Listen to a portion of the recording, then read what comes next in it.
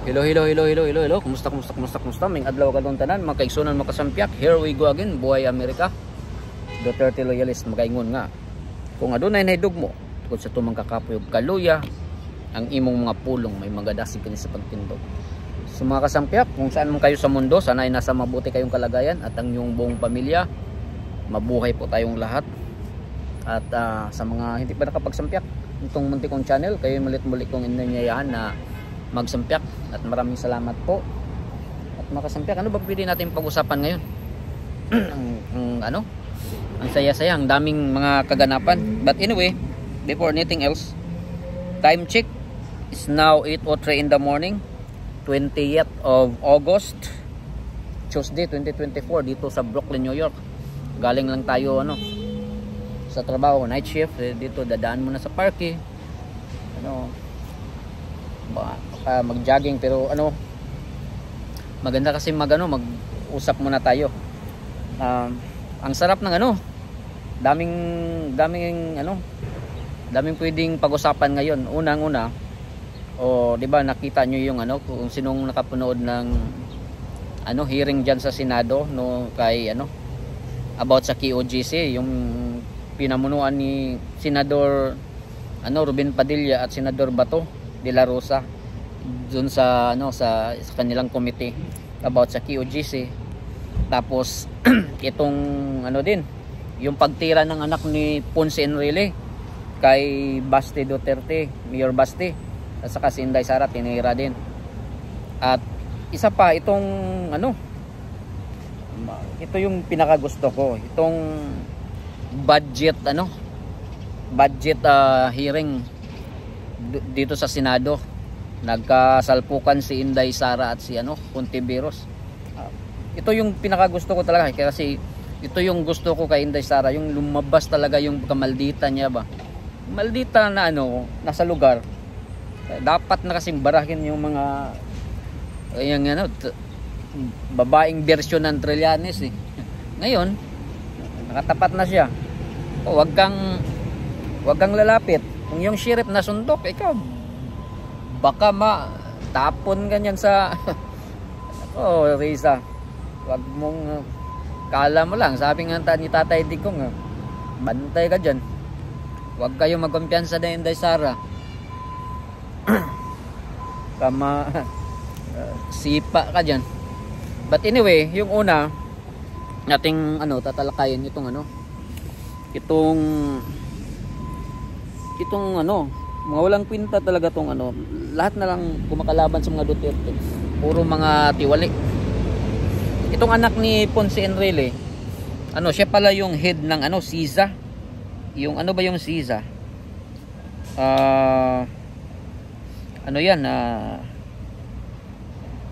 Sa Cagayan yata, Cagayan Economic Zone Authority. Siya yung administrator and CEO, si Katrina Ponce Enrile. Kinull out niya si Basti Duterte noong Monday. Bakit ba daw tumulong pa? Kasi nagbibigay siya ng 14.5 million. So ang sabi naman ni Katrina Ponce Enrile, yung anak ni Juan Ponce Enrile, na hindi na dapat na tumulong pa. Umipal pa si Basti Duterte.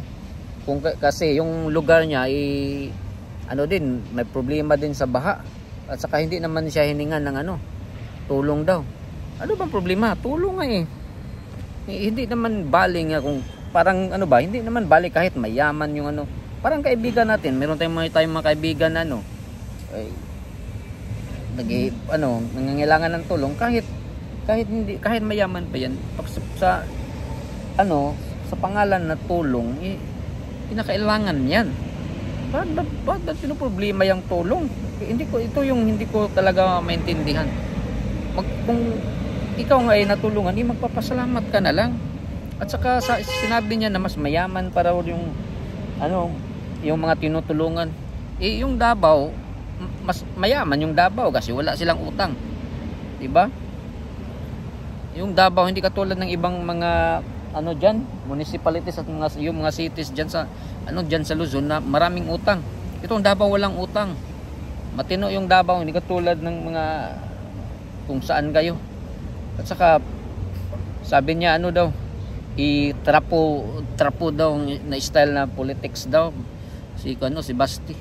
Ako, kung ngayon lang yan ginagawa ng mga Duterte, may masasabi natin, may tayo na ano lang yan, politics lang yan. Sabihin mo yan kay tambalos-los na kasi pag siya yung tumutulong, may mukha pa niya. Ano ba ito? Hindi ko talaga, sama-sama na kayong lahat sa inidoro, ano ba, tumira ka kasi yung papa mo, question sa baka nagpupulburon din. Yun yung tanong ni Marlica, ganun. Kung sa bagay, yung papa mo, really, dumidikit sa pulburonic na presidente na sinabi ni Katibinag. Pero anyway, kasi nagbibigay si Basti Duterte na 14.5 million, tag 1 million sa tapos may binibigyan siya tag 300,000, may tag 500,000, basta 4.5 million lahat. So ba't pa pilit masama niya? Yun, tulong. Pag tulong, magpapasalamat tayo. Hindi man yan ngayon lang ginagawa. Sa panahon nga sa Tacloban nung si Tatay Digong tumulong, ang laking tulong, nagpasalamat sila.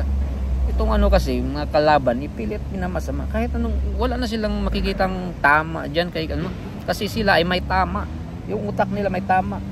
Obses sila sa mga Duterte na takot sila parang pangalan pa lang na Duterte, takot na sila diyan.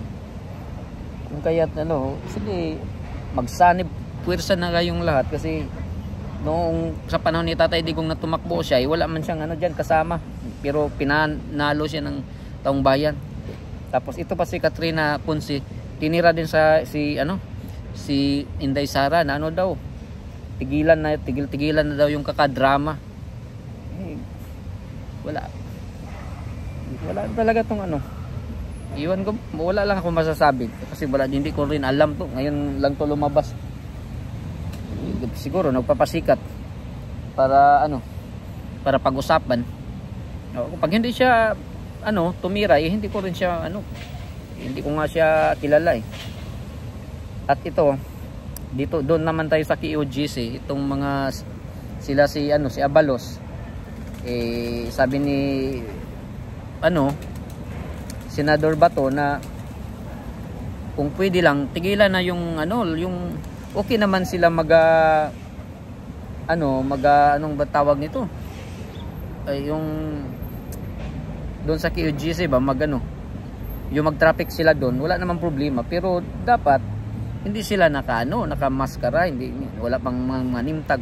Sabi ni Abalos pakipag-usapan na raw niya yung niya, yung mga pulis doon na hindi na pwede yung magmaskara, kasi sabi ni Senador Bato nung pumunta siya doon, tinanong pa nga niya pati yung hippie na ba't ba nakamas sila, intimidating talaga, tapos wala pang mga nimtag. So sabi na maalikabok daw. Anong klase yung maalikabok? Sabi ni Senador Bato de la Rosa na wala namang COVID, ba't ba nagmamask pa? Ganon yung kaya yung palusot maalikabok daw. Maalikabok, pero paano yun? Pati yung mga patrol car yung mga plate number tinatabunan tapos yung walang mga nimtag yung mga pulis. Kung kaya't sabi nga ng mga KOGC members, may nabalitaan sila, may nagsabi na yung iba daw doon mga preso yun yung iba pa mga NPA pa. Yun yung nakakatakot. Kung kaya't wala na sa hulog. Kung talaga to, civil war talaga to. Ito nagpromise naman si Abalos, di natin alam kung totoo, kasi nung unang hearing sila, pinagsabihan sila about nung abusive pag after ng hearing pumunta naman sa QGC doon naman, nanghaharas na naman. Wala talaga, basta bangag talaga, wala talaga. Kaya yun yung nakakatakot. Itong administrasyon ngayon bangag, mga cabinet members bangag. Nako, ito yung pinakadelikado. Mas worst pa ito. Worsen pa ito sa panahon ng tatay niya. Nakakatakot kung buong pamilya mo inakusahan puro bangag. Delikado yan. Buong Pilipinas magiging bangag yan. Sa sarili mong pamilya ginawa mong bangag lahat, pinahintulutan mong magpupulburon. Ako, yan ang hindi ko sabi yan ni Kati Binag. Ako, yun yung hirap eh. At saka yung isang doon isa doon na resource person, sinabi niya namatay yung asawa niya at saka yung binan ba yun, basta may namatay sa pamilya niya, dalawa. Pati sila pinasok doon na hindi naman sila kasama, para mga community sila doon sa sa QGC. Tapos tinutukan sila ng baril mga madaling araw, between 3 to 4 AM. So, tingnan mo yan yung walang tapos gusto pa nilang isang buwan daw mag-stay doon at magtalaga ng 1,500 na police, di ba yun yung sabi ni si Marvel ba yun or yung isa, yung parang si Diwata yung mukha, si Tore. Wala talaga, puro kalukuhan lang talaga. Tapos ngayon pinakausapan sila ni Senador Bato, sana naman matauhan na na talaga, kasi si Abalos nagpangiwi-ngiwi pa rin siya doon na pinupursige talaga niya na dapat susuko na si Pastor Kibuloy para matapos na itong lahat. Ikaw ba namang, kung kaya't sabi ni yung ang maraming mga nag-analisa na, at may may mga vloggers na nagsabi na kaya nga gusto na talaga nilang makuha yan si Pastor Kibuloy kasi yung 10 million daw na pabuya nga private, kasi hindi din sinabi ni tinanong si Abalos, hindi niya sinabi pero baka sabi ni Senador Bato de la Rosa na lang doon sa lang nila, sila lang mismo behind the closed doors, ganun yung tawag diyan, para pero hindi nila isasabihin sa mamaya Pilipino, pero sila gustong so sa tingin ko totoo talaga yung mga sinasabi ng iba na yung 10 million galing sa Amerika, kung kaya nagtatago yan si Pastor Kibuloy. Kasi ikaw ba naman gumagana yung batas natin tapos papasukin mo yung US, at saka bawal nga daw yun, sabing 10 million. At saka yung 10 million daw kung totoo man yan, wala na yan, nasa mga mambubutas na yan, hindi mambabatas, mambubutas, naka na yan, pinaghati-hatian na yan nila yung 10 million. Kung kaya gusto na talaga nila makuha si Pastor Kibuloy kasi hinaharas na rin yan sila, pinamadali na rin sila sa Amerika. Ito admin ngayon, itong mga Pilipino kasi puro pira pira lang, wala talaga, kung kaya puro gulo. At dito naman tayo sa budget hearing sa Senado. Naku, ang sarap na sa pakiramdam yung nagsalpukan si Inday Sara at si Hontiveros, kasi sabi ni Inday Sara politicize lang kasi yung budget yung ganun. It's about siguro sa mga, di ko alam kung yun, basta sila para about libro daw. At ngayon alam niyo naman si Hontiveros gustong ganun budget hearing ganun, pero papasamain yung resource person. O yun, binara siya ni Inday Sara na itong di ba sinabi pa nga niya na ito si Teresa Hontiveros, ito yung female version of Trillanes, which is totoo talaga, asong talak talak ng talak yun, binara siya ni Inday Sara. Sabi niya nga itong style na ni Hontiveros, ito yung example ng namumulitika lang. Basta panoorin nyo, meron dyan, hindi ko na masabi kung yung basta ang ganda ng paliwanag, ang ganda ng nila doon, nagsalpukan talaga. Kaya ang tuwa ko doon sabi ko yan yung gusto ko, na lumabas talaga yung totoong pagkamalditan ni Inday Sara, pero nasa lugar. Kaya ikaw Hontiveros, huwag ka talagang pag malapit ka baka masunto ka dyan, baka masipa ka. Kung yung sheriff nga na nasuntok, baka ikaw, baka matapon ka, ma-shoot ka dun sa bintana. Sabi nga ni Tatay Digong, huwag kayong pakampante dyan, Inday Sara, kasi maldita talaga yan. Nako, dyan pala no, German yan eh. Alam mo na naman ugali ng mga German. Patay ka dyan, Montiveros. Huwag kang magkakamali dyan. Si Inday Sara, yan yung gusto ko na lumalabas yung totoong Inday Sara eh. Yung totoong tao ba, totoo, pero wag mong, yung may mga taong ganyan, easy lang, easy going, yung mga tahimik na yung ano ba, marunong makisama. Pero wag mong pitikan, kasi pag pitikin mo, nako, pasabugan ka talaga. O kaya makasampyak. Hanggang dito na lang muna kasi mag-jogging muna ako. At mga kasampyak, maraming salamat po sa ating lahat. At mulit-muli ako'y mag-anyayaya sa inyo na magsampyak man lang ditong muntik kong channel. Sana nasa mabuting kalagayan tayong lahat. Tayo ay magmamasid-masid lang sa mga kaganapan sa ating bansa. At tayo ay magkakaisa. Hoping na one day itong Pilipinas aangat. Kasi pag hindi, wala. Mas gustuin ko pang tumiwalag na lang kaming Visayas at Mindanao. Kasi puro luko-luko yung mga nasa Luzon. At saka ito namang nasa Visayas din. Yung iba, ilan dyan, okay lang. Katulad naman nasa Kongreso kasi ngayon busog man sila. So wala silang